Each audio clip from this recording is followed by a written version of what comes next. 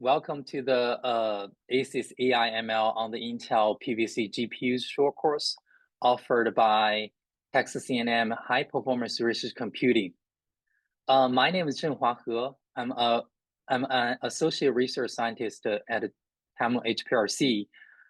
My main responsibility here is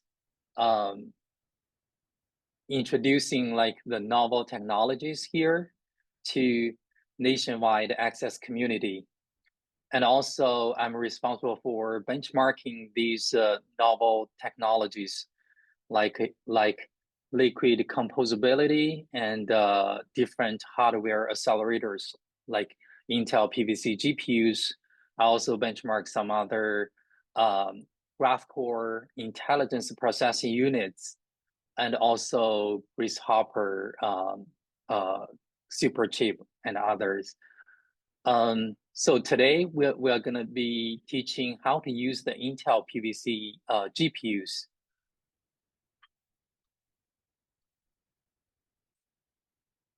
Okay, here's the outline, and we will divide the whole short course into 4 sections. The first section is about introduction to Intel PVCs. We will introduce the architecture of the Intel PVC GPUs and also the type of PVC GPUs on the Tamil ACES platform. ACES is a computing cluster here at Texas A&M HPRC. We have some Intel PVC GPUs here. The second section is about a demonstration of running some deep learning workloads on the Intel PVC GPUs on ACES. So we will see, hey, these deep learning models is running on the Intel PVC GPUs. The third section is about migrating some PyTorch model to Intel PVC GPU. So after the migration, the PyTorch model can utilize the computing power of Intel PVC GPUs. In the first section, we will be doing the very similar thing for TensorFlow models. And for the PyTorch, we'll be doing a image classification model. For the TensorFlow, the same thing. I think it's a CIFAR10 classification model. And after you learn about how the step-by-step guide for migration, and you can apply these steps to your own models, and then you can try to run your model on the Intel PVC GPUs. I plan to have a 10 minutes break for each hour, so everybody can take a short break and also have some water, and then get back for the new stuff. So this is pretty much about the outline. If you have any questions, you can raise your hand, and I can answer your questions now.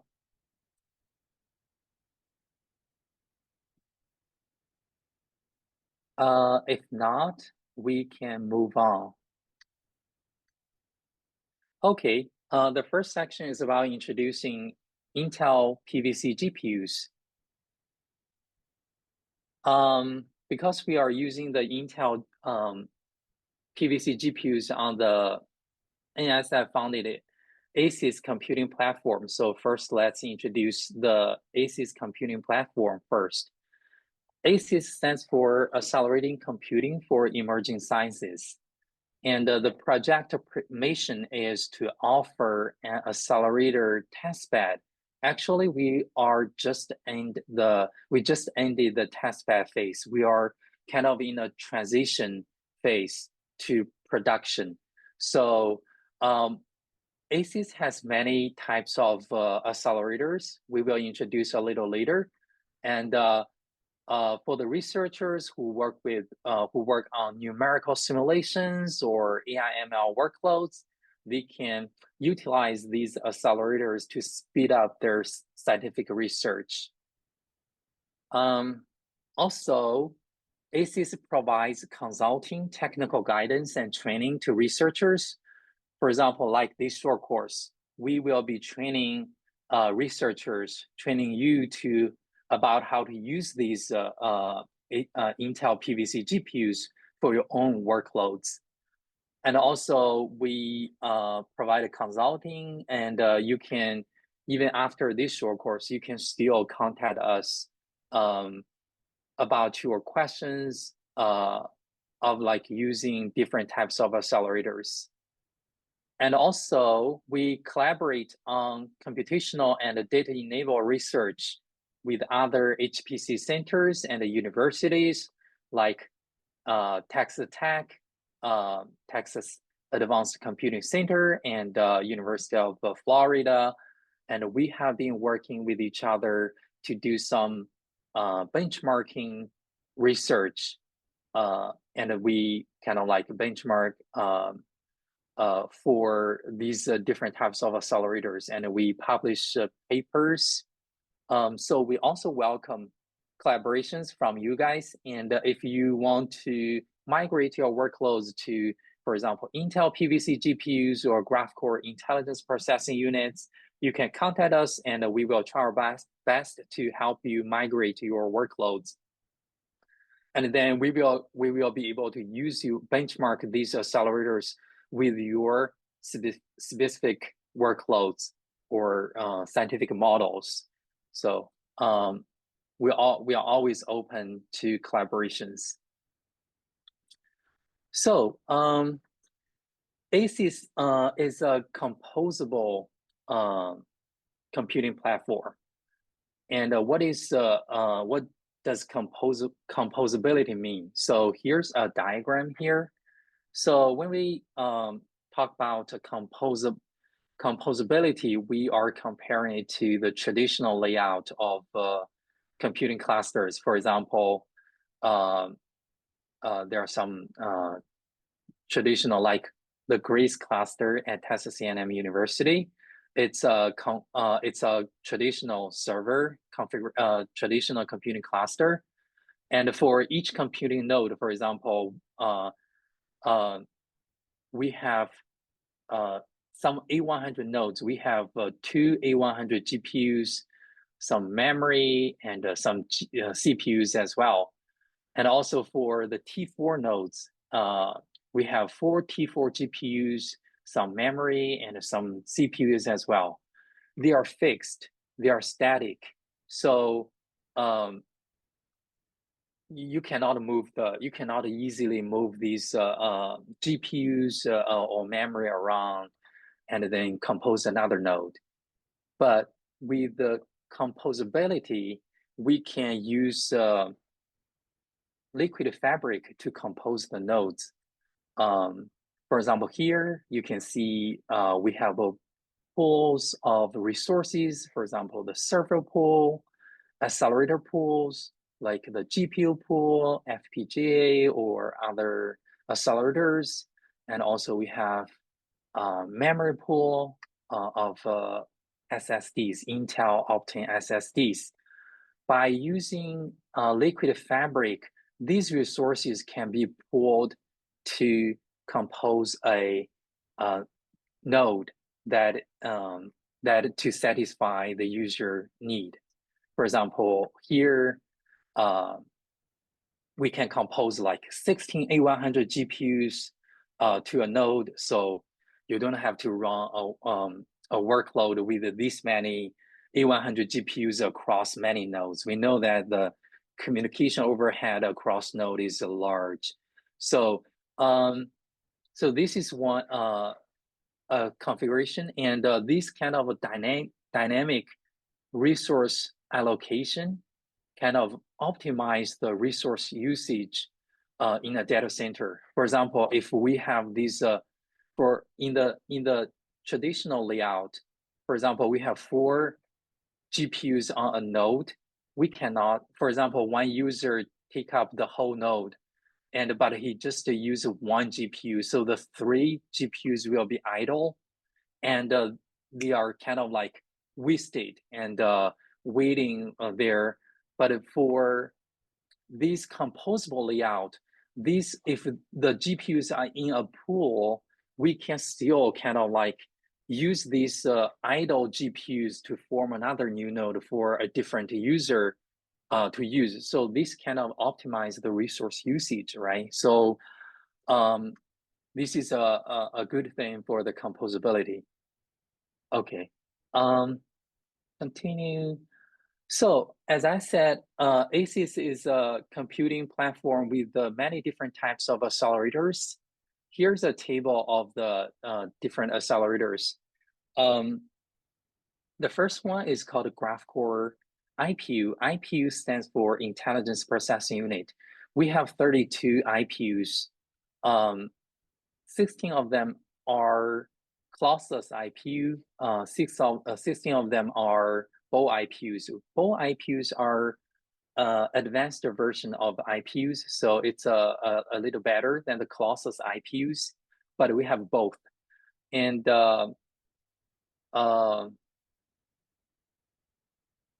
also we can we also have another short course called Intel GraphCore IPU training tutorial as well. So if you are interested in the learning about the GraphCore IPUs, you can check our course web page, and you can. I think we just offered this short course 2 weeks ago, so you can check the course materials on our website still. So and also we have Intel and Bigware FPGAs, Nexus Silicon coprocessor, NEC vector engines, and also we have 48 Intel Optane SSDs. It's 18 terabyte of SSDs. They can be addressable as memory with the merged memory machine. So if you have a scientific workflow that requires a large memory, so we can, for example, several terabytes of memory on a node, and we encourage you to try out of these Intel Optane SSDs. We can compose the memory to one node. And also we have NVIDIA GPUs. We have on ACES, we have NVIDIA H100 and NVIDIA A30s. We have 30 NVIDIA H100 GPUs. On our faster computing cluster, we have A100 GPUs as well. We have about, I think, 40. So, and also you can see we have about 120 Intel PVC GPUs. So we have a lot, and we hope this can significantly accelerate some users' scientific research. So if you are interested in using these Intel PVC GPUs, you are welcome to contact us. And also we have a knowledge base for these hardware accelerators. If you want to know more about them and their specifications, you can check this URL. Okay, I think I forgot to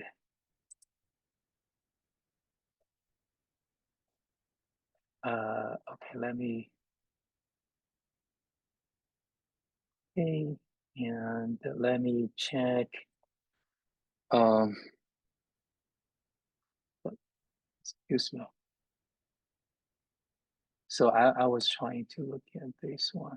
So you can go to the link to find the hardware of ACES computing cluster, and also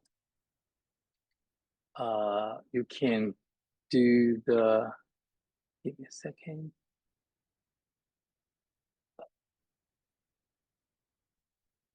Okay, let's move on.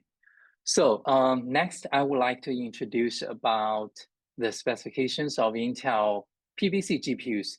Actually, we are calling it Intel PVC GPUs. Its official name is Intel Data Center Max 1100 GPU. It's for this type of GPU, it's a one-town model card, and they also have Intel also produced another Max series GPU called 1550. That is a 2 tau card. So I think it's slightly advanced. For each Intel PVC GPU, it has 56 SE cores and 448 execution units. So it's about 8 execution units per core. And the power, the thermal design power is about 300 watts, and a PCIe Gen 5 card. For the memory, it's 48 gigabyte high bandwidth memory. So I think it's about the same with we have the NVIDIA A100. I think the NVIDIA A100 is about 40 gigabyte memory. And also the memory bandwidth is 1.2 terabyte per second. And the peak performance is 22 teraflops precision FP64. So this is some specifications of the Intel PVC GPUs. If you are interested in knowing more about the specifications of this type of GPU, you can go to the Intel website to find more. So Intel has developed Intel One API toolkits for developers to develop their own applications on Intel devices, such as Intel GPUs. The first one is this is the Intel One API based toolkit. It consists of like compilers, libraries, profiler, debuggers, and all sorts of things here. And also, it has some domain-specific toolkits. For example, for HPC, this is for the Fortran, OpenMP, and MPI applications. And also for IoT, Internet of Things, this can efficiently run at network's edge. They also have Intel One API for rendering, so for high fidelity visualization applications as well. But for today, we will mainly focus on the Intel AI analysis toolkit. So it's mainly for machine learning and data science pipeline, and also Intel has developed some extensions for the popular deep learning frameworks, such as Intel extension for PyTorch, Intel extension for TensorFlow, and also we have their Intel distribution of Python. So today we are going to focus on this one to use the Intel AI analysis toolkit for machine learning. They also have Intel Vino. This is mainly for inference applications.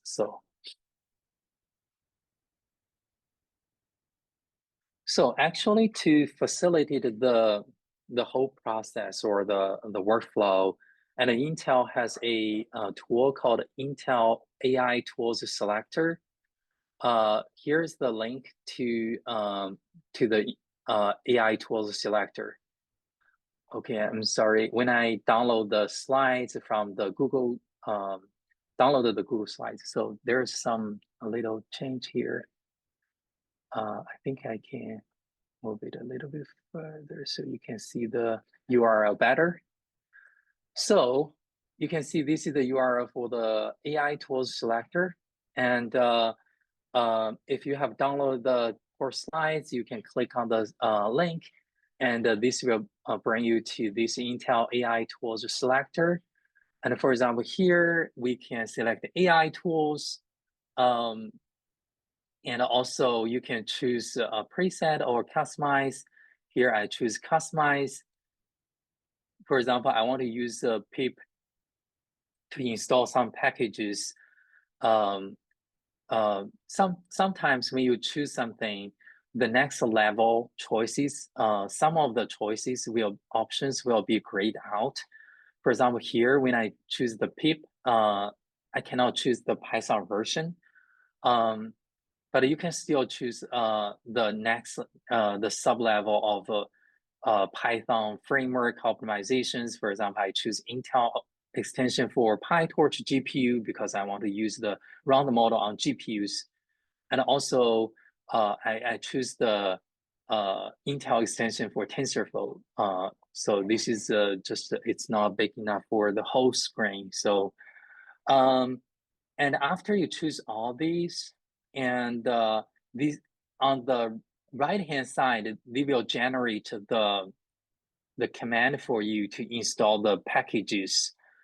We will see this command later. This is too small on the screen. So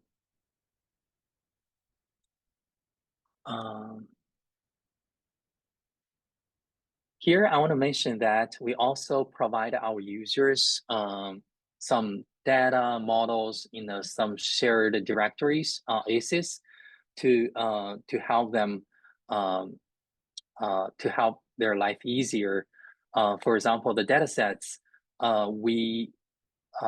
because we have doing some benchmark problem, we do some computer vision benchmarks, large language model benchmark, and when we do the computer vision benchmarks, we use the ImageNet dataset for PyTorch and TensorFlow, and we have saved all these datasets, pre-processed datasets under Scratch data, so on ACES computing cluster.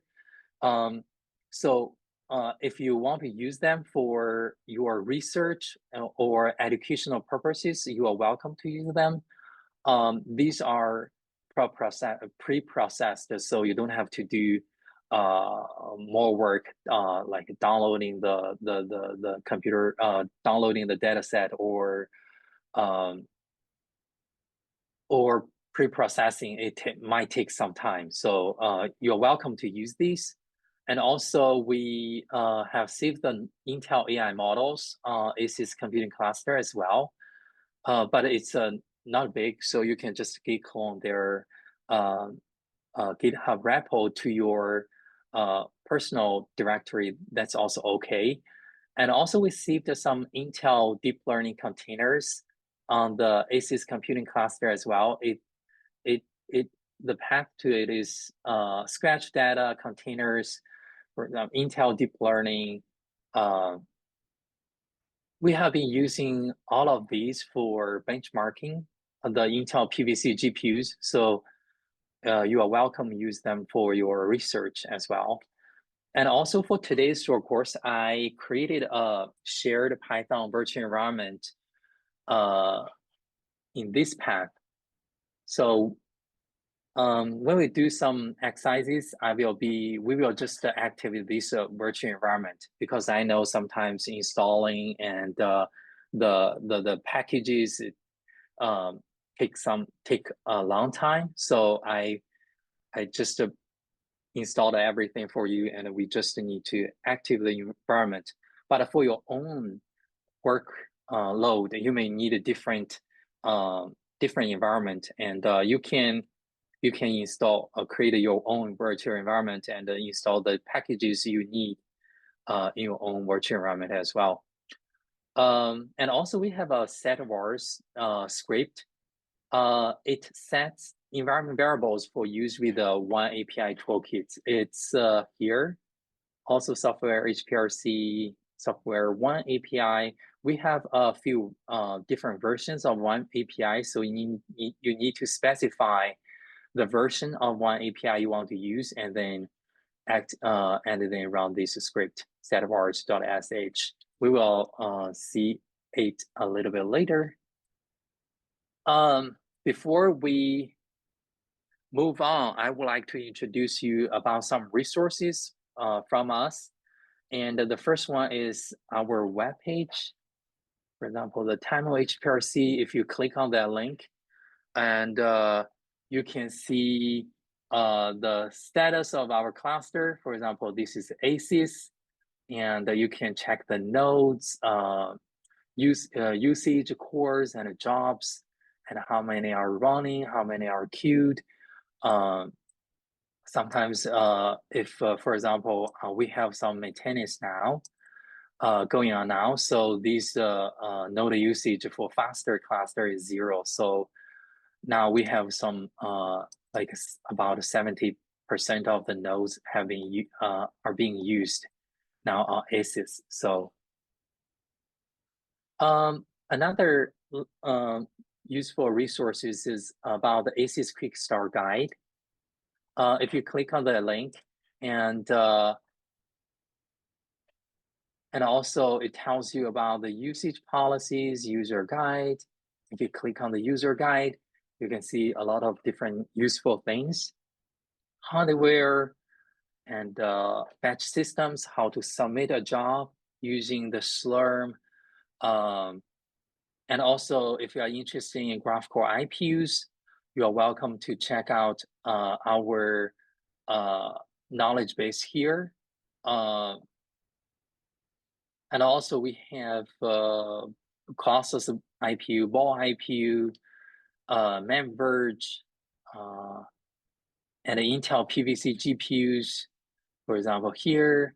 But I will be updating these knowledge base pages very soon. And there's some of the commands because don't work because the Intel channel Anaconda has been moved, and then if you use these commands, there might be some conda HTTP error or cannot find. So I will be updating these pages very soon, and but you are good to use our slides here. These are most recently updated, and they are all, the commands all work. I have tested them.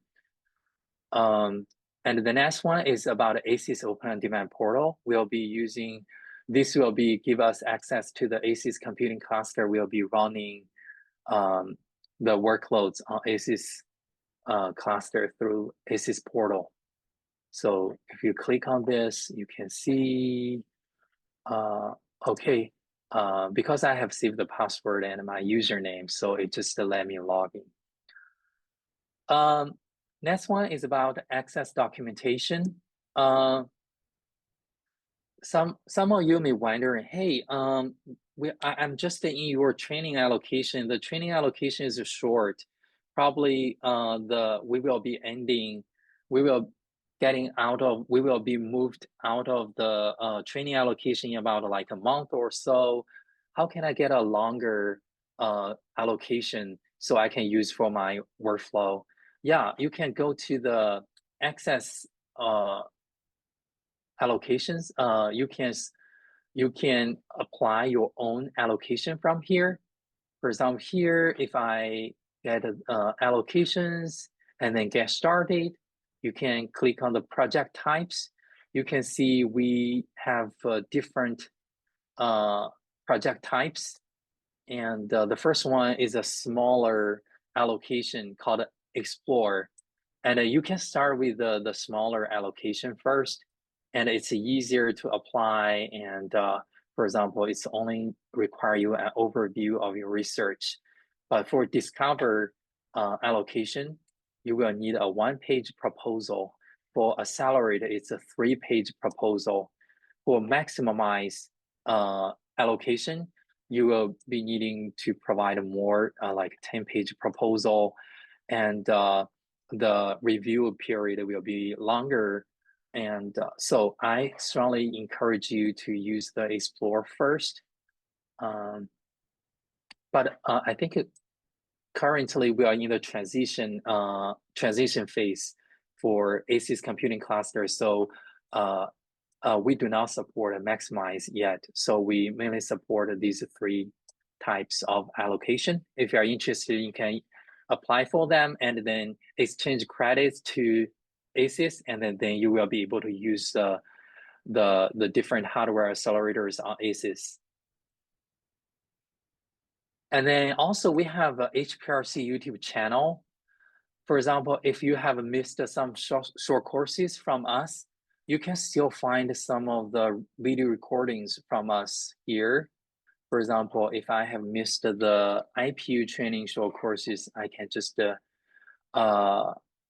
search IPU. Hey, I found a fall 23 ACES IPU training, so I can use this. And also, yeah, we have a older video recording for the Intel PVC GPUs. As I said, we used the Conda before, and some of the commands may not work. So we will be updating this video recording as well. We strongly encourage you to subscribe to our YouTube channel so you can get notified about our new videos. And we have about 120 videos now, and we have about 2,000 subscribers. Okay, and this is our help desk email. If you have any questions, like even after this short course, you want to ask us questions, you can send your question to this email. We will be helping you from here. 10 days, okay, 204. Okay, next, let's get on the ACES computing cluster. We will be using the ACES portal. Actually, most of the time, I just search in your browser. You can just search Tamil HPRC. The first one is our web page. Please follow along so we can work on the hands-on exercises and run some workloads on the Intel PVC GPUs together. So for the first one, and then if you on the rightmost side of the web page, you can see a portal tab. And also in the menu, you can find ACES portal access. So if you click on the ACES portal access, you might need to provide your access ID because I have saved my password and a username. I always forgot about them, so I saved them. And you can choose access CI, exceed, or if your university or institute existing in the drop-down list, you can choose your university or institute and then click on log on, and that will also ask you some, for example, if you choose the access CI, it will ask for your access ID and password, and then login, and then you will have to go through the dual two-factor authentication, and that'll bring you here. So that is what I am now. So after that, I think I will give you guys like 1 minute or so to do this. If you have any difficulties, you can let us know. Raise your hand or unmute yourself. We will help you. If you don't know how to get to the ACES Open On Demand portal, the link is in the chat, and you can click on it, and then you will need to provide your username and password. And then we will be on here. Okay, if you have been on the ACES On Demand portal, you can give me a thumbs up. So let's see how many has been on the ACES On Demand portal. Okay, if you have any difficulties, you can unmute yourself. Let us know your your question if you have any questions. Okay, let's continue. And this is our ACES On Demand portal, and you can see we have a few tabs here. These files like links to your home directory and a Scratch directory. For example, if you click the Scratch directory, for example, here, I have some of the folders and also some files. So, for example, even if you are not happy with the Vim editor, for example, in Linux system, and you can even use the file editor on our Open On Demand portal. For example, I just click, and you can you can easily edit or use your mouse to move if you are not happy with the Vim editor or something, not familiar with the Vim editor. And also, we have jobs here. So we have, for example, if you click on active jobs, if you have jobs running, it will be showing here, for example, or even queued jobs. It will have your job ID and in which queue and your status, whether it's pending, complete, or running, on which cluster. So you will be able to see the status of your jobs here. Another one is our Drone Composer. Actually, we have trying to develop some user-friendly interface for AI, ML, and other researchers as well, to better utilize our accelerators. Actually, you can use some of these job composer our OpenDMeta as well. For example, here I want to give a name called a PVC job. So you can see when I type this PVC job in the location, it also adds the PVC job here, and it will create a directory under your Scratch. So job composer PVC underscore job.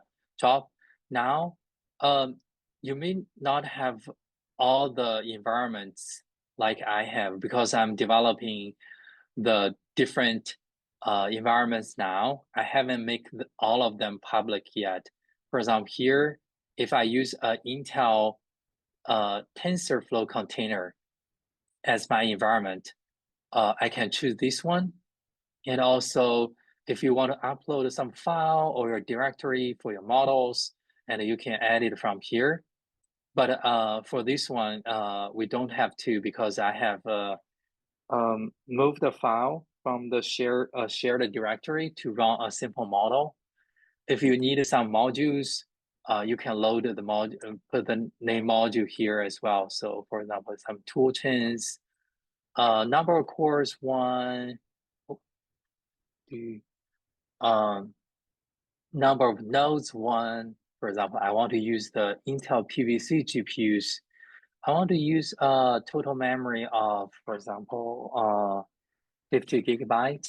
I wanted it to run for 1 hour. And then account, if you want to specify your account for this job and other Slurm parameters, you can put it in these blanks. And then after that, you can click on preview. This job composer will automatically generate a job file for you. You can see I specify 1 hour and the job name PVC underscore job. It has been populated in this job file. And also memory is 50 gigabyte. The output file, error file, partition to use the PVC GPU. So it also loads. For simple testing, I just copy and paste the C410 classification file into the PVC job directory. So it will run that one. And here you can see actually it's running a container. This is Intel Max TensorFlow container image, and then run the TensorFlow C410 classification. So after that, you can click on, hey, you don't have to write anything about a job file now, Slurm job file. Even you are very unfamiliar with the Slurm, the SBatch directives, you can use this and then specify something and then just click on submit. And then, okay, it tells me something. Okay, it tells me, it gives me some ACES maintenance notification, and but it still submitted a bad job. So I get a job ID. I can check the status of this job. right? So where can we check the job status? Do you guys still remember the active jobs, right? Is it here? Yes. Now we can see the job is running on ACES cluster on a PVC GPU queue. So we are in the process of developing this job Jonah composer, and we will make it public soon, and so you guys can use it. Next is about the ACES shell access. This will open a shell terminal in your web browser. I'll click on this. So you can see I'm landing on login node 2. So can you guys let me know which login node did you get? Oh, I saw some question in the chat. Yes, the recording will be processed and posted on our YouTube channel in about like 1 or 2 weeks, I guess, depending on the availability of our student technicians who are responsible for processing the short course videos. Good, we have login 1, 2, 3. Okay, great. Now I am at login node 2. So let's see. Okay, now we are on different login nodes and see how can we check the node status. Here there are some commands that you can use to check the PVC GPU status, and the first one is called a pstat -p partition PVC-G. That will show you the number of PVC GPUs that has been composed on the node. So pstat, if you want to try, you can follow along. And so now you can see, hey, we have these many nodes, and we have some idle PVC nodes as well. So if you find this, you can run your job, and this will find you some idle PVC nodes, and also some other PVC nodes being used, and also we have some reserved nodes for this short course. So we will be using these reserved PVC nodes a little later. The next command is show _PVC_ features. This will give you more details about the PVC node features. Let's just go back to the terminal and show _PVC_ features. Let's look at the output of this command. So you can see the first column is the host name. We call it AC010 ACES 01. And available features, for example, this one tells you, this column tells you, hey, this node is a Gen 4 fabric. So the GPUs on this node has been composed with a Gen 4 fabric. So these are composed fabric. And also we have Gen 5 fabric as well. And also sometimes we want to do some comparison about a composable node and traditional nodes. So we also have some non-fabric nodes as well. So we can compare, hey, how does the composable fabric affect the performance? So we have 2 Gen 5 non-fabric nodes as well here. And even here, you can see some more features like ACES bridges. These are the ACES 4-way and 2-way bridges from Intel, and this can enhance the communication among the GPUs. So we, from our benchmark study, and we find, hey, the nodes with the ACES bridges has better GPU communications. So for example, these 4-way bridges can enhance the communication for the 4 PVC GPUs. So this is basically, and also here, this column tells you how many PVC GPUs has been on the node. For example, this one has 8 PVC GPUs composed by the Gen 4 fabric, and also some others. And also we have 2, 4, 8 nodes. Of course, these are now the composability is at the system administration level. So users, for users, they cannot like compose the node by themselves. But our ultimate goal is to have a full integration of the composability with the Slurm. And so users can compose their nodes as well. But currently we are, the composability is at the system administrator level. They will do some configuration and compose all these nodes. But you can let us know what node type you want to use, and we will try our best to accommodate your request. You can see the different states: idle, mixed, allocated, reserved, some down nodes as well. Some are drained because we are kind of in the process of reconfiguring some of the PVC GPUs. We are trying to do different types of nodes, like with a different number of PVC GPUs or things like that. So we are still kind of like reconfiguring some nodes. Next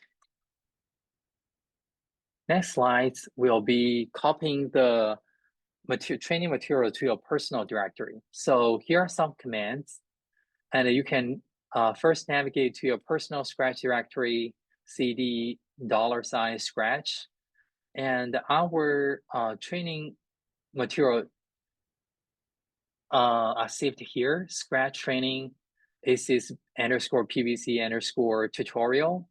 And you can use this command, copy command, to copy the training material to your personal directory, so you can use them later as well. And then we enter this directory to change your the ACES PVC tutorial directory. So now I will give you about maybe 2 or 3 minutes to copy all these commands to your terminal. If you have any questions, you can let us know. So we have some demos, we have some hands-on exercises in these training materials. So for Intel PVCs, we hope that after these hands-on, after the hands-on exercises, you will be able to have a better understanding about how to migrate your workloads to Intel PVC GPUs.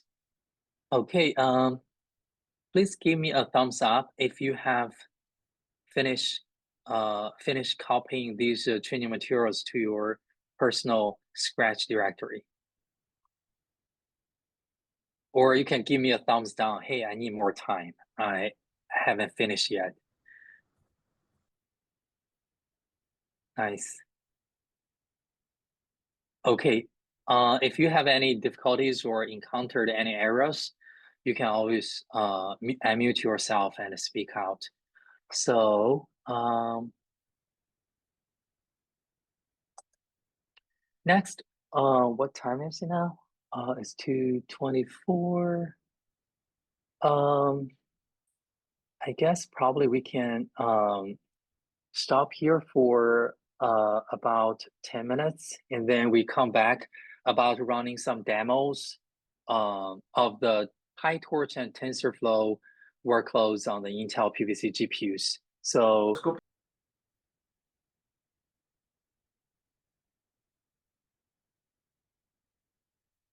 okay, now let's continue for the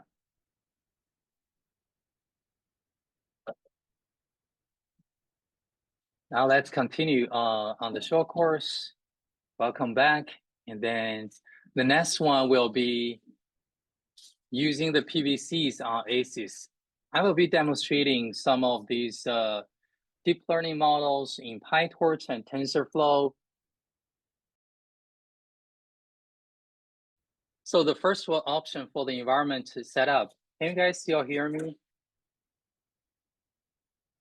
Can you give me a thumbs up if you can hear me? Yes, I can. Okay, thank you, Marcelo.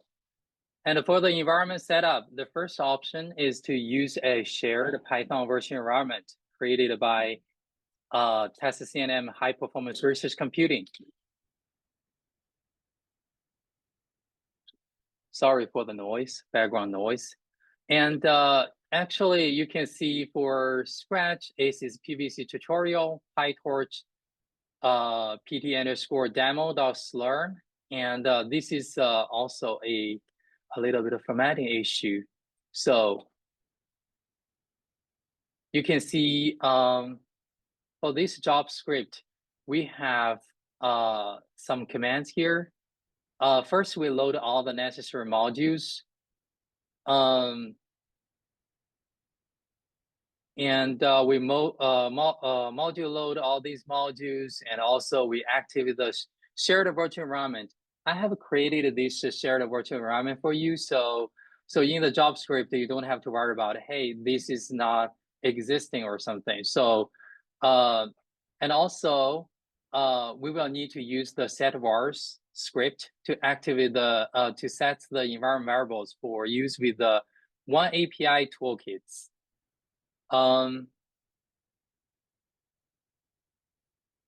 So let's, this is in the PT demo. If you have downloaded the ACES PVC tutorial, and in the PyTorch directory, we have this script. So the next option will be using the AI tools selector. So in your shell terminal, so you don't have to type now. You can try this later. So first we module loaded the Intel Python, and you can create a Python virtual environment called my-intel-ai-python-env, and then we activated the virtual environment. So, and then install all the required packages in your environment. For example, you can see for this pip install command, we have some packages for Intel extensions. For example, for TensorFlow and for PyTorch. These are Intel developed extension for the deep learning frameworks. So if you use the AI tools selector, you will be able to get this command. And also, if you want to customize your own command, but sometimes you have to pay attention about the version of the, for example, the PyTorch. It has to match the Intel extension for PyTorch as well. They are both 2.1, 2.1, and the 1CCL bindings for PyTorch is also 2.1. Sometimes if you use the mismatching versions of these packages, that will give you errors. So I strongly suggest you use the AI tool selector if your customized command doesn't work. So you can go back to the AI tool selector when you work on your own virtual environment. So for today, we of course will be using the shared Python virtual environment. Okay, now we will do a demo run, and the first one is the PyTorch ResNet 50 model. So you will change your directory to PyTorch, and you just need to sbatch pt_demo.slurm. So let me go to my terminal as well. I have my terminal now, and Scratch, I think it's ACES PVC tutorial. I guess you are already here. For example, Scratch user, your u.id, and ACES PVC tutorial. If you use ls command, you can see you have two directories. I will make the font size bigger. So you can see we have two directories. One is called PyTorch, the other one is called TensorFlow. And we can cd to PyTorch and use ls. You can see I have run, I might have two more files here because I run the job and it generates the output file for me. So now we have this pt_demo.slurm. Of course, you can use the file editor for on the ACES Open on Demand. You can also use the Vim pt_.slurm. We can see what's here. You can see the SBatch directives. I specify some GPUs, PVC GPUs, and the memory, and how many nodes I want to run this job on, and also how many CPUs per GPU task. Like I requested to be 8. And also here, in your job script, you will have to uncomment. Maybe in your job script, you will have two hash, and then you will delete one. So this will uncomment this line. So you will be able to use the training PVC reservation. You don't have to uncomment this line. This will if you uncomment this line, you will take up the whole node. So other people cannot use the node exclusively for you. I will leave it like this. And this is what we just saw. And for here, you can see we are changing directory to Intel AI models and training the ResNet 50 on GPU. So this is a script from Intel for training PyTorch ResNet 50. So let me run this. I'll exit the file, and then I will use the command sbatch pt_slurm. You can see submitted job ID, and you can use watch sqeue-me to see the job status. So now you can see the job status is it's running, and also it's running on AC028. So it has been running for 21 seconds. So it has run about like 25 seconds, and then that's it. So let's see the job file. This is the output file just generated. So let's use Vim command and to look at the output file. So first it tells you the job ID and also the node your job was running on. It's AC028. This tells you this is actually the output for setvars.sh script. So it enables the CCL. This is a communication library, and also some MKL library, MPI. So like this, and also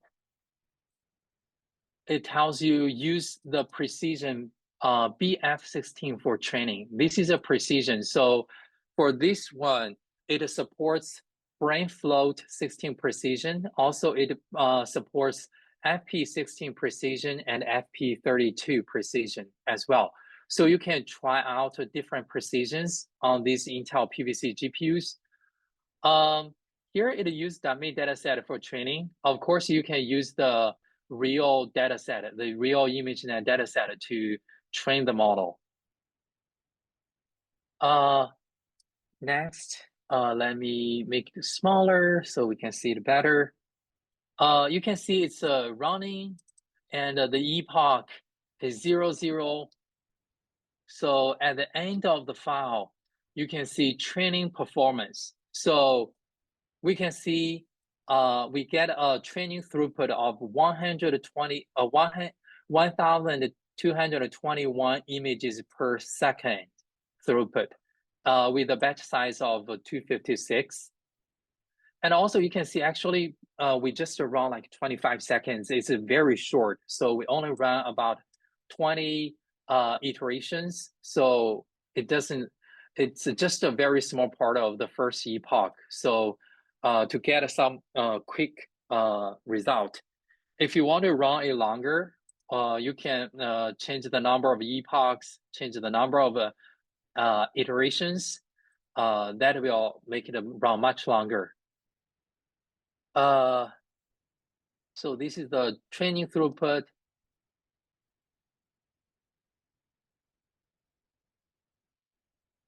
And this is about the, give me a thumbs up if you have run this PyTorch workload on the Intel PVC and get your output in your directory. Did you get any output? Okay. I think Malu Kutala get output for that. If you have any like errors or something, you can let me know and we can help you as well. Of course, I got one. Sorry. Yes. I got a warning message saying that I haven't set my project account. Okay. That's why, you know, this is my first time using ACES. So. Oh, yeah. Probably you need to set my project. For example, you have my project, but you may haven't said, you can see I have a default yes, right? This is my default account number. If you are if this is a no, so the system doesn't know which account to charge you, right? So you will need to use my project -d, like set the default account and then copy this account number to here. So so it tells you, hey, your default project number now is this, and that should eliminate the error, I guess, the warning. And then you come back and then sbatch demo.slurm and then run it again. Okay, so let's see, you still don't space there, right? You can, yeah, you can. I can copy this. Yeah, I got it. You got it? Okay, great. My project -d. Yeah, for others, if this is your first time, you might need to do this operation. You have to set the default project account. Mine is, for example, after you set that, the default column will be Y, means yes, this will be your default account number. Otherwise, the system doesn't know which account to charge. But actually, we haven't really implemented the charging yet. So even it just need to know which account to charge, but actually it doesn't charge at all, because after running, my balance is still 1,000. So it's kind of like an infinite balance. So so I got an error message that is saying that that account is not owned by me. What? Oh, you are using my account number? Yeah. Don't use this one. You will have to do first my project, and then you will see your account number. No, so because this is my account number, so you cannot charge my account number. Yeah. No, but I got nothing. I just got nothing. Yes, I got nothing. Of course, I get the account and blah blah blah. That table headers, but I don't get anything under it. So you don't have an account number? No. Other people like Frank, Daniel, or Malakutala, do you, if you use my project, do you have a a account number like mine? Yes, I do. Oh, okay, that's great. Maybe Marcelo, I guess probably your when did you register this course? I mean, this is my first time taking this course. Okay, I guess maybe your account is still in the process of setting up, so you haven't had an account number yet. So that's Okay. why I'm not sure how long does it take, but it usually not very long. But yeah, once you can always check with the my project command. Hey, Ashwin, can you send a message to our Slack asking if Marcelo Paredes have an active account number, because he said he used my project command. He has no account number. Okay, let me take a look. Okay, thank you. Okay, Marcelo, we will be helping on this. But for the time consideration, I will continue. So this is for the PyTorch demo, like running a ResNet 50 benchmark, and we can get the training throughput, right? So also we can run a TensorFlow model as well. It's also a ResNet 50 model. And now I'm in PyTorch directory. I'll make the bigger again. So I'm in the PyTorch directory now. So I will have the cd dot go to the upper directory, and then I'll cd TensorFlow. cd TensorFlow, you can see I have some files and the directories. For the tf-demo.slurm, this job file, we have a very similar job file as well. So you can see the module load, and also active the shared virtual environment, and also set the environment variables. And then also for this one, we set output directory for this TensorFlow model. And then here we also set the precision to be BF16. You can also set it to be like FP16 or TF32. I think it supports FP32 and TF32 as well. So you can also go to their GitHub to check what precisions they support. And here you can see the dataset directory. We set it to be the shared directory for ImageNet. And this is specifically for TensorFlow workload. The dataset is in TF record format. This GPU is one tile model. So we export tile equals 1, change the directory to the Intel AI models, and then run the ResNet 50 training script. So let me run it. TensorFlow Slurm. So now I got to mark that very beginning. Very beginning? Oh, yeah. Thank you for reminding me, Frank. You have to uncomment this line, right, Frank? You mean, right? Yes. Yes, thank you for reminding me. Yes, I uncomment this line, so it works for me. Also, for you, you might have 2 hashtags and a delete one, so you will be able to use the reserved PVC nodes. And yes, so thank you. And I will use the watch command, watch sq-me. So you can see my job is running. Okay, it's very fast. So because of the time consideration, so I always make the model running as short as it can. So let's look at the output file. It's 275, 340. So very similar. You can see the job ID, the compute node host name. And if I just go to the end, so you can see the TensorFlow evaluation at the end, tells you the inference time, finish the evaluation after training. If I go up, page up,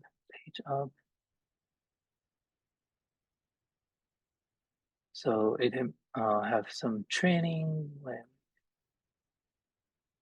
Okay, it's the step like training process, the loss with the training. And also it tells you use the TensorFlow keras.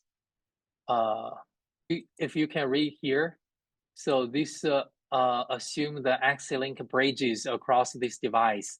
So AC028 is a node with the Intel X-link bridges. So the GPUs can communicate over these X-link bridges. That will enhance the communication among the GPUs.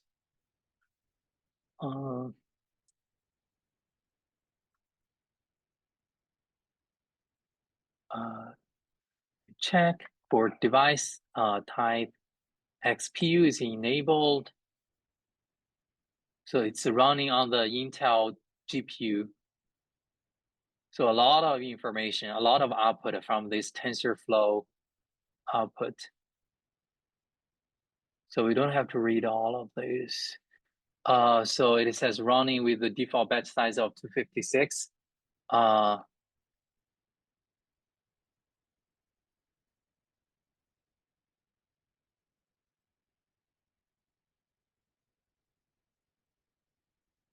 So also here it says the device type XPU. So it's using the Intel device. So let's go back. So this is two demos for showing you how to run these models, and these models can run on the PVC nodes. I hope you also have run the model on the PVC GPUs as well. And but that is just a demo. So the most important thing is like migrate the workloads to Intel PVC GPUs. So next we will be teaching you how to use how to migrate a PyTorch model to PVCs. So first thing first, we will have to import the Intel extension for PyTorch in your script, because we have already, when we look at the pip install, we have a pip install Intel _extension _4 PyTorch into the environment. So we have this package in the environment already. So next we will have to use it in our script. And at the beginning of a script, you will have to use this statement: import Intel extension for PyTorch as IPEX. IPEX is a alias for this one, so you don't have to write these many characters in your script. So this is a common alias for this package, this module called IPEX. So for next one is easy. So we will have to move your model and a criterion to XPU. So if you use a PyTorch, you said, hey, your device torch.device, and then you have to model.to your device, the GPU device, and things like that. It's very similar here. So we will have to move the model to the XPU, the criterion to the XPU as well. So this is very simple change. After that, we will have to use the Intel extension for PyTorch optimize function. So we will have to pass the model and the optimizer. For example, you use the SJD or cross entropy or other optimizers you can pass the optimizer here. And also for the data type, here I use the bfloat16 because we get the best performance from this precision. So that's why I put it here. Of course, you can try out FP32 and TF32. The performance is slower. It's I think maybe like half, even more than half slower. So I strongly suggest you to use this data type to get a better performance for your own workload. So this is just to use the IPEX optimize function.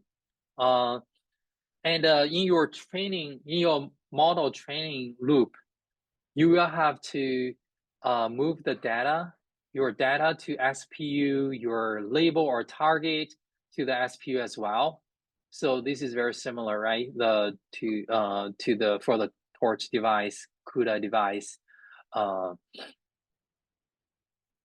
And then for the next step is to use we use the auto mixed precision, and also with the bfloat data type with the Torch SPU, AMP, AutoCast context manager.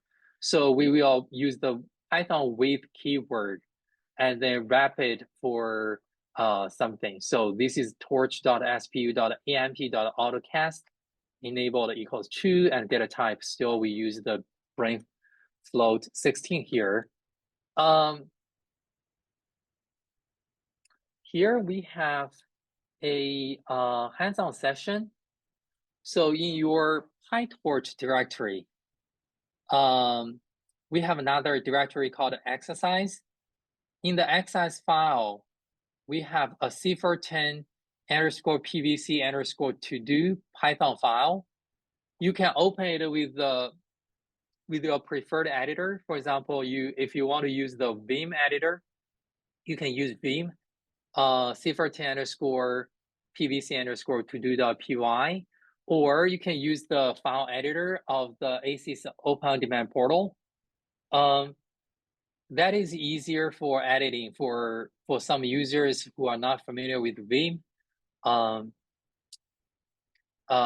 personally like the file editor on our Open Demand Portal. For example, here, if you go back to the file, how can you open that file? So let me show you how to do, because you have copied this directory into your personal Scratch.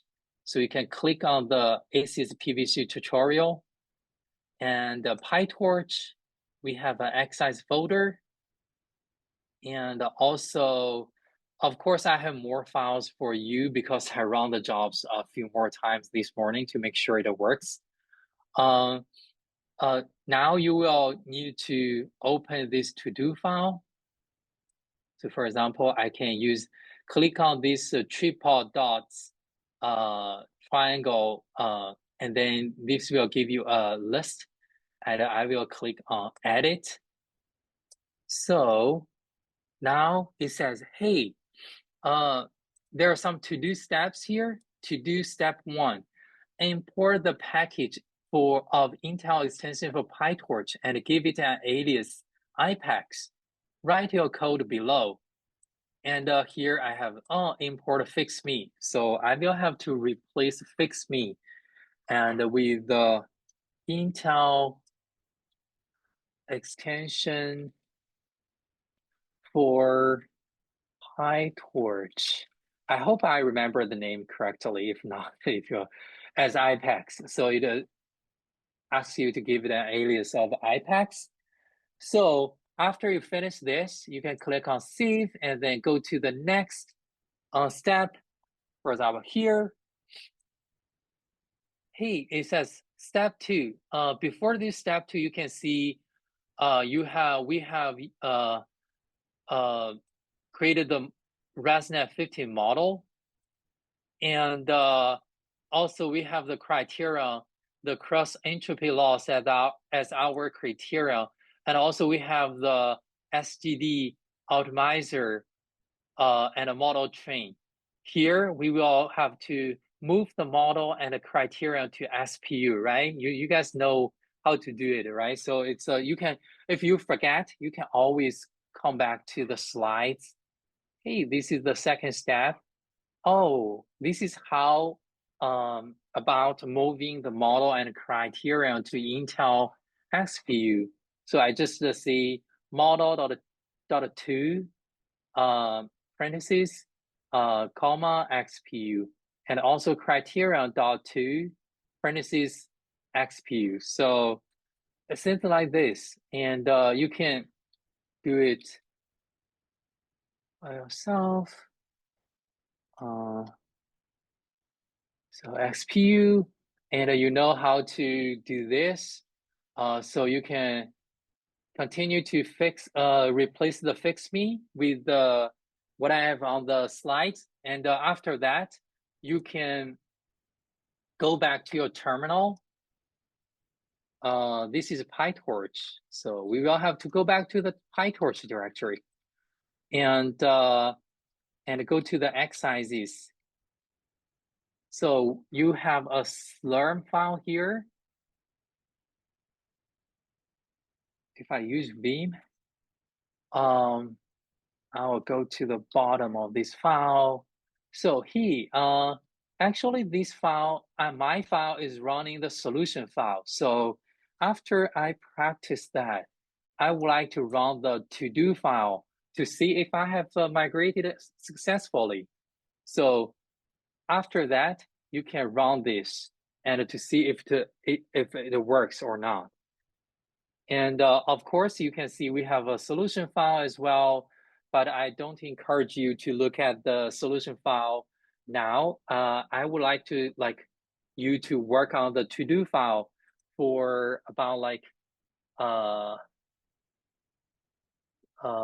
minutes, 7 minutes. For example, we will come back at 3:15 and work on your to-do file, and then try to make it work. Try our best.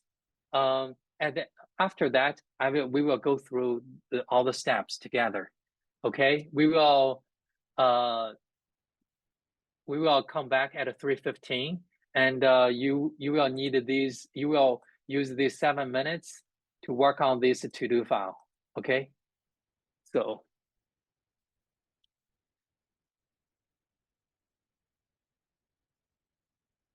Everybody understand what do you need to do? Like these hands-on exercises, complete the to-dos in the Cipher10 PVC to-do.py file. So if you have any questions, unmute yourself, and I'll try my best to help you. Hey, Marcelo, can you send me your access ID? So I will check with my colleague about your account number. Ashwin already confirmed that I have an account, and I double check it. Yeah, I have it right now. Yeah, I already okay, great. checked. Yeah. Great. Thank you. Thank you, appreciate it.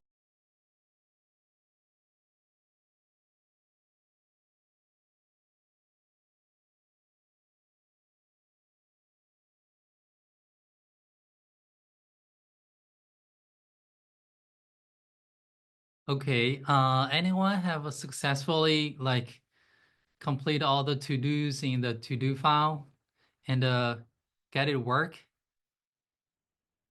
Yes, great job. And let's go over the solution file together. Actually, it's just a few steps. So so it doesn't have a lot of change. So first thing is import the Intel extension for PyTorch. So you can see we have these code changes. This is a easy line, and the second to do is here. So after defining your model, criterion optimizer, and we will need to move the model and a criterion to XPU. So this will be move the model to the Intel GPUs. After that, we will be using the Intel. This is the IPAX.optimize function, and pass the model and optimizer into this optimize function. And also we will need to specify the data type as well, the bfloat16. So we get this. You can see we just run 2 epochs in the training loop. For example, for epoch in range number of epochs, we are moving the data to XPU, and also the label the target to XPU as well. After that, we will have to use the torch.spu.amp automatic mixed precision.autocast.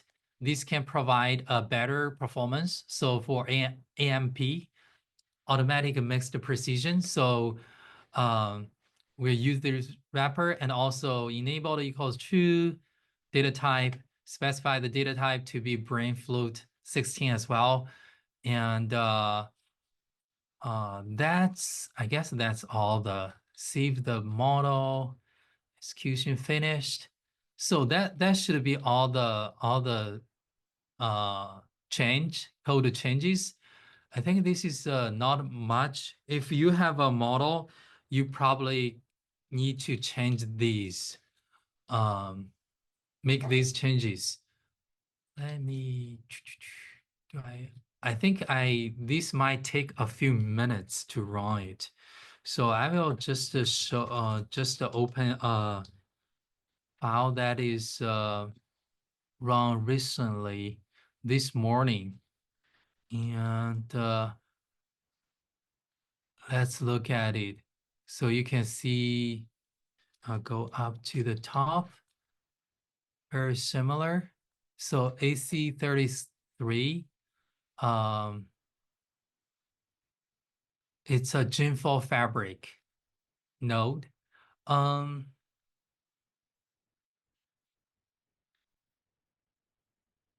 So let's go down more. You can see the epoch training. I think this shows better in a open on demand file editor. So let's try the modified. So if we go here and let's check this one, this is the most recent one. So let's click on edit. You can see this file, and for Intel PVC GPUs, you can see the epoch is training, and it trains the model for 2 epochs, and the total training time is about like 3 minutes, I think. So if you want to train more longer, you can change the epoch numbers in the script, and after it says execution finished. I don't know this line, but it might be some memory. But after finished, it tells you some. But I guess it's okay. So it trained the model for 2 epochs and give you the training time. Okay. If you like the file editor like this one, you can use the file editor on the open on demand. But if you use Vim, it's a little bit ugly here. So next, what's next? Next will be on TensorFlow model. So who used TensorFlow in your research? Raise your hand if you use TensorFlow in your research. Or who use PyTorch? You can type PyTorch or TensorFlow in the chat if you use them in your research.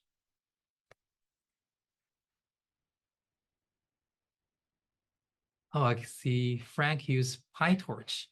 Okay. Yeah, for yes, Malakutala also use PyTorch, and yeah, PyTorch has more users recently. And for TensorFlow, actually, Intel extension for TensorFlow is more like for these Intel devices, it's more friendly for TensorFlow, unfortunately, because as long as you have the Intel extension for TensorFlow in your environment, you don't have to do anything for your code. So you just run it with the Intel TensorFlow, Intel extension for TensorFlow in your environment. It will automatically detect the Intel GPU and run your code on the Intel GPUs. So that's very good. So that's why, so no code changes are needed for the TensorFlow models.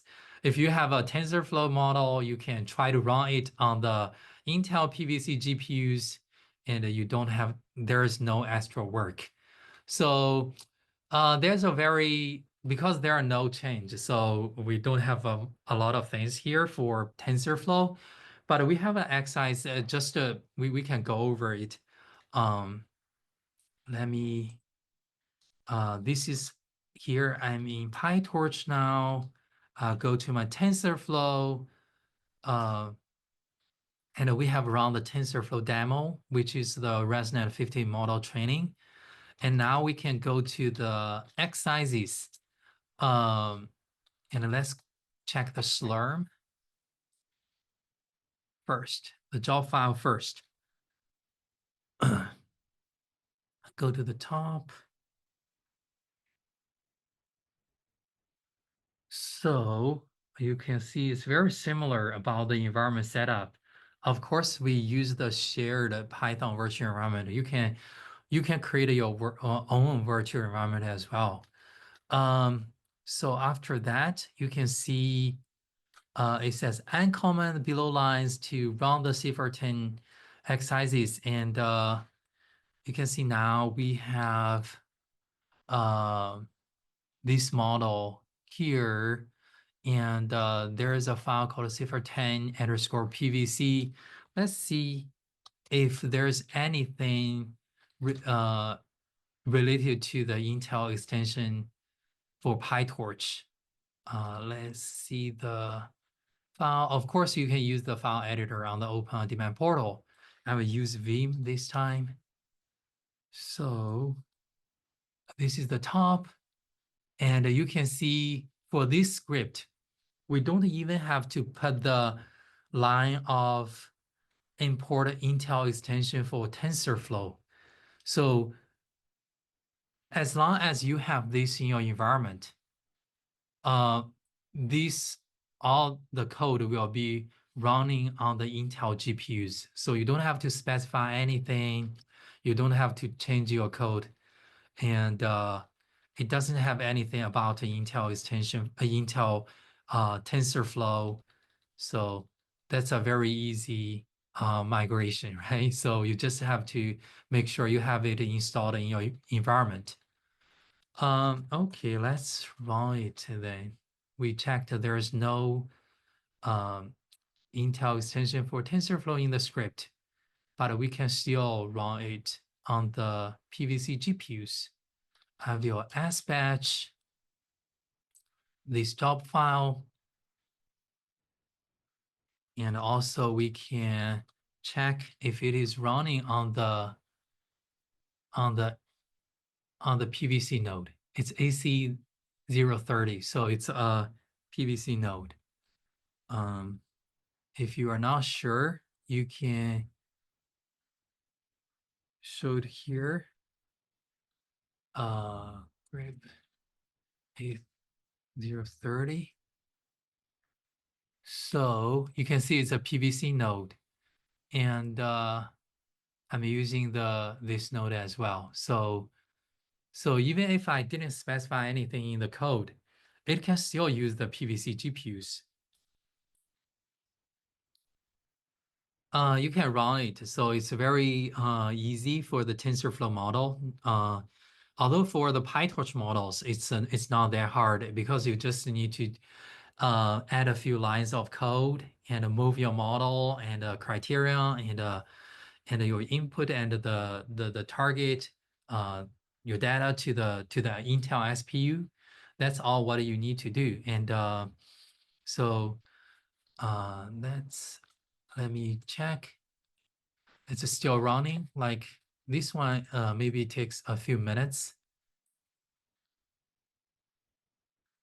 So we can let it running there, and let me check what I have on my slides. Okay, we have learned about some of these commands. For example, p-stat-p pvc-g to check the node status. And also you can, if you want to learn about, hey, how my model is utilizing the PVC GPUs, do I use the memory well, or do I use the GPU? If you use the NVIDIA GPUs, you always want to check, hey, if the GPU utilization, how the GPU utilization, how the GPU memory, right? So actually we have some tools, utilities, similar. One is called a System. The other is called Intel SPU Manager. The command is SPU MCLI. So this will give you, hey, how the GPU utilization and memory utilization. For here, we didn't encourage you to directly SSH to the PVC GPU node to check the GPU utilization. If you want to really check the profiling of the GPUs, you can use our VNC interactive app. For example, here, I will show you how to do that. So under interactive apps, you have the VNC. For the VNC, you will have to choose the node type. For here, I choose the Intel PVC GPU, and number of GPUs 1, number of hours 1. I just want to use the minimum resources so we can get as little resources as possible to get the node as possible. If you require a lot of GPUs or a lot of hours, it might delay your job. So let me just launch it. So before, while we are waiting, we can go back to the slides. And so we do this, we choose the VNC, and also we fill the VNC form. And also after like a minute or two, we will be able to launch the VNC. So let me see. Okay. I don't know why it says debugging purpose. It doesn't even start.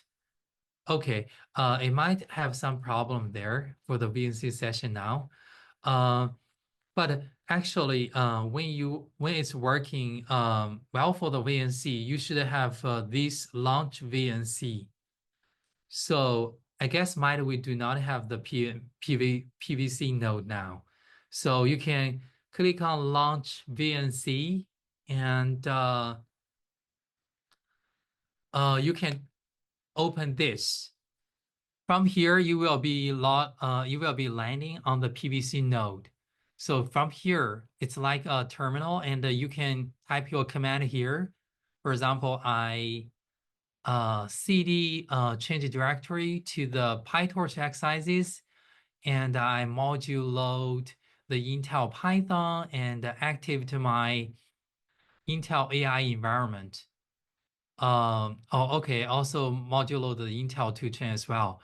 And then set up the environment variables for the one API environment. So we have the MPI and the MKL and many other things as well. So now when you want to check the memory usage, you can send your command. For example, I want to run the run this script, but you'd better send it to the background, and then you can use watch sysmon command or spum-cli, the XPU manager. This will give you the a window like this, and it tells you, hey, your model is using this many memory. The GPU engines, and you can see the Python process is running. So this is the process ID, and so you can check from this as well. Actually, if you are interested in more metrics on our knowledge base, for example, you want to know about the other things, let me check that. If you go to our knowledge base is at here.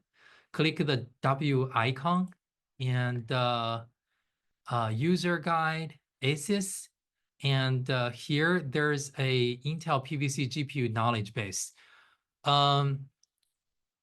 If you want to check the utilization, and here sysmon, I think this one tells you the memory usage. And also you can use the XPU-MCLI to get more metrics. For example, most of the time, what do we use here? I sometimes output the temperature, the power. Oh, yes.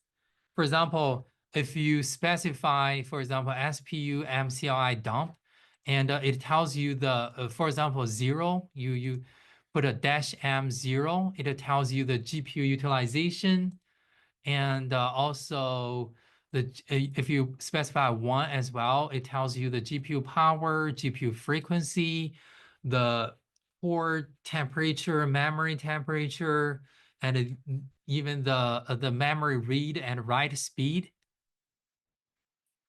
I mainly use these. Of course, you can check the GPU memory bandwidth utilization. A lot of other, they have this list have 36, 37 metrics. You can check out this list if you want to. Hey, I want to profile this workload, and I want to check the GPU utilization and the memory usage. You can output this. You can output all these. So for example, here, yeah, the command is example command is here. So let me go back to my slides. Yes. Okay. Probably. Do you guys have any questions for the PVC exercises or the VNC if you want to do profiling?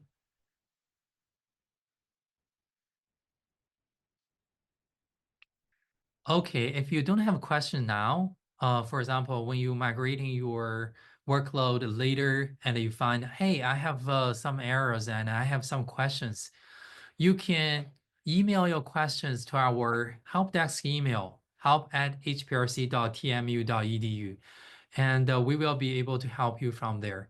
And also you can check our ACES user guide, just as shown by me, the knowledge base, and you can learn something from there. And also, if you have a quota request, for example, hey, I don't have that many space or file limits, you can request your quota increase from here. This is our dashboard. It's very useful. And also, when you send us the email or your question, we would like you to tell us about which cluster, for example, ACES or faster, your username, job ID, and all the location of your job file, these things, and what application you are running, what modules you load, and what error messages you encountered. If possible, you can include the steps you have taken. And so we will try our best to reproduce the problem to see if it's our system or application problems. We will be better help you from there. Okay, I think this is the end of the PVC short course. If you have any questions, you can continue to contact us, and we have a survey here for short course. If you have time, you can just take a few minutes and you can take the survey, and we would like to continue to connect with you for future collaboration on Intel PVC GPUs and other hardware accelerators as well, if you are interested. Okay, any questions? If you have any questions, you can unmute yourself and speak now. After we done today, can we still access this system? Yes, I think for the training allocation, you can have access for about a month or so. But after that, you will have to apply for your own allocation through ACES. As I show, I can show you it again, and I cannot find it now. Let me go to my slides. I can show you how to apply the ACES allocation.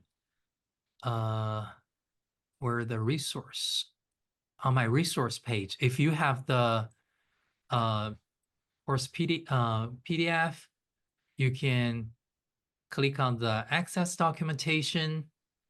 From here, you can find allocations. Click on allocations. Get started.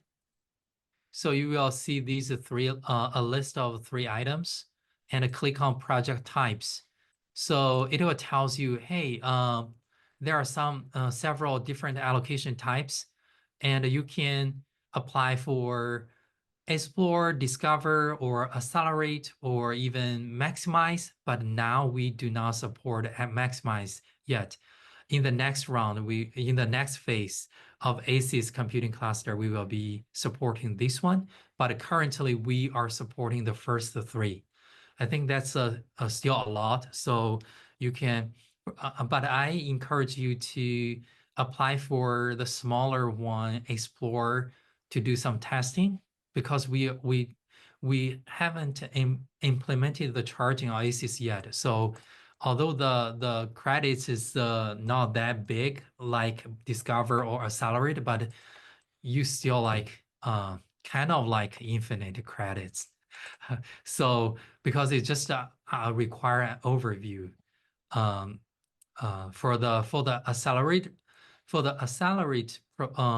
allocation, you will have to provide a approximately 3-page proposal. But for Explore, you just only to write an overview about your research. So that's much easier and quicker for approval.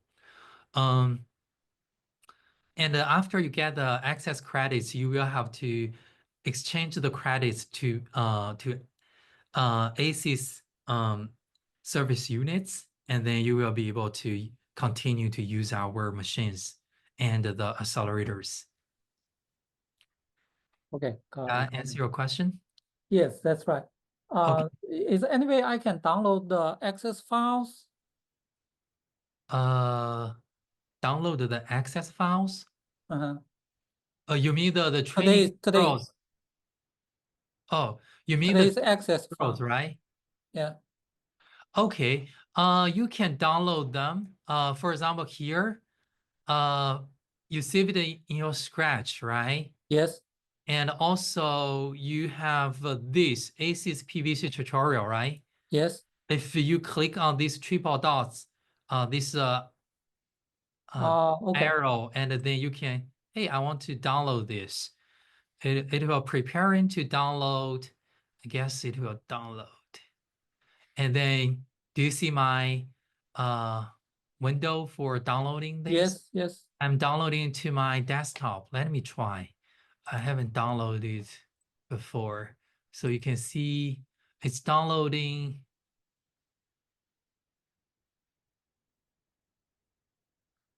Yes, you can download it from the Open On Demand portal.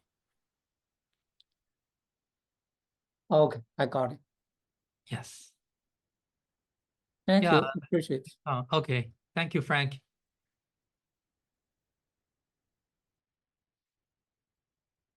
Oh no, downloaded. I just deleted. Okay. Do you have any more questions? Hey Frank, was the download successful? Yes, I did. Yeah. I Okay, got it. great, great. Mhm. Do you have any more questions? That's all from me today. Oh, okay, that's great. And then I guess if you have no questions, we will close the Zoom. Thank you for coming to our short course. Thank you. Appreciate Thank you. it. Bye.